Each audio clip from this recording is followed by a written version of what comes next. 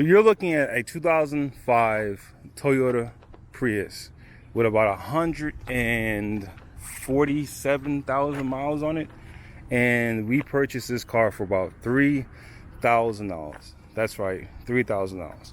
The main reason we actually bought this car because we needed a second car, and my wife has a small business and we needed something fuel efficient, and we have a 2011 Acura RDX, and that's not fuel efficient at all.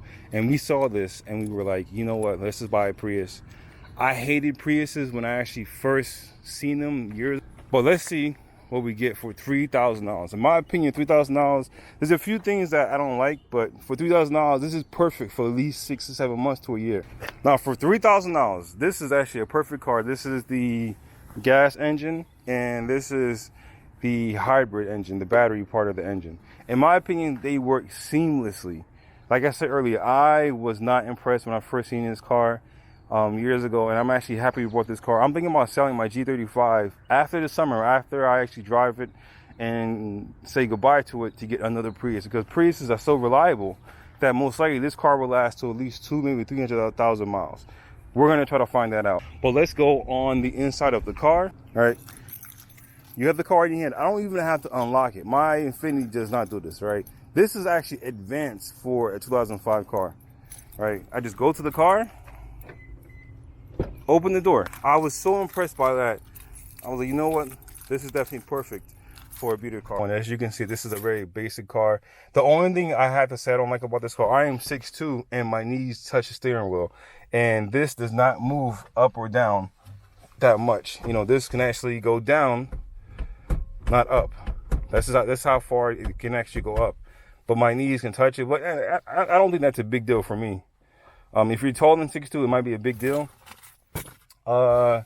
Besides that, the material is okay. This is like cheap plastic,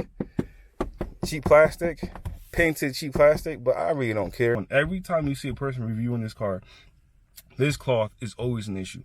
We're gonna have something just to cover it, or we might repaint the cloth, I'm not sure. But the only defect we found is this part. This part is sticking out, but which is not that bad. I can actually glue this in myself and fix it. You know, I'm trying to fix it now. I can take a credit card and put glue right here.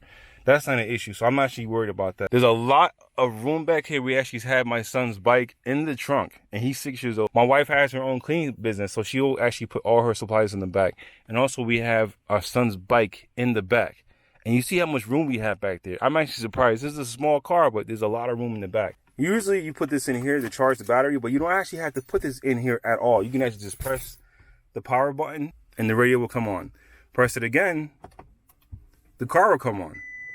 As you can see here, this is the energy monitor, right? This actually will tell you how much energy is actually being pushed back towards the battery, and how much energy is being pushed from the engine to the front wheels, or from the engine to the battery, which is smart. I like the fact that you can see the battery meter. We have gotten this down to 2 bars, and we have gotten this all the way up damn near full within 1 week. The only thing I don't like about this car is the location of the charging ports, right? If you want to charge your phone, it's right here. So for some reason, I don't know why they put it here. I mean, they literally could put it in here, or they could have put it right here. I mean, there's enough room right here to, instead of putting it all the way down here. I guess at that time they wanted to actually put it low so it would not be in the way of anything. There's one here, and there's one in here where you can actually charge it. This is the one that my wife actually uses to charge her phone, but the location of it, I am not a fan. I know people are used to having theirs in here. My Acura has one in the storage compartment, but it's just weird not to have it up here where you can actually easily get to it. So, and when we actually purchased this car, everything was spotless, man. I mean, the thing is, we actually have 2 small kids, so we don't really care if it does get dirty. The only thing we have to buy, it has the original floor mat, so we have to buy something to cover the floor mats with. If you ever think about buying a Prius, don't think about it, especially the older models. If you need a car for at least 6 months to a year, that's like $3,000 or $4,000. Trust me, they last a long time. The only thing you have to worry about is the battery. The battery is good, and most batteries, especially the big battery in the back, not the start battery, but the big charging battery, those batteries don't usually die until maybe 200,000 miles, maybe a little bit less. Thank you for watching, and hopefully you enjoy this review.